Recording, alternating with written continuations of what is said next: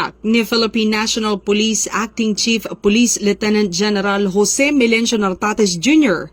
ang puspusang paghahanda ng kapulisan para sa nalalapit na Bangsamoro Autonomous Region in Muslim Mindanao parliamentary elections sa darating na ika-13 ng Oktubre 2025.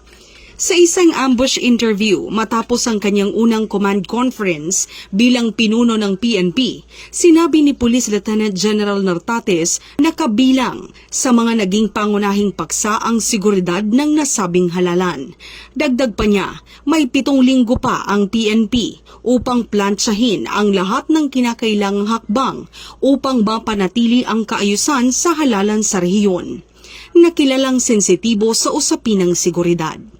Kasama sa tinalakay sa pulong ang pagtutok sa mga emerging challenges sa mga lalawigan, lalo na sa BARM, at ang mahigpit na koordinasyon ng mga lokal na opisyal ng pulisya sa mga regional command upang mapanatili ang katahimikan, patas na eleksyon at kaligtasan ng publiko. Tinalakay rin ang pag-aayos ng transisyon ng kapulisan sa Sulu Province, kasunod ng paglipat nito mula sa administrasyong BARM patungong Zamboanga Peninsula bilang bahagi ng paghahandang administratibo para sa eleksyon.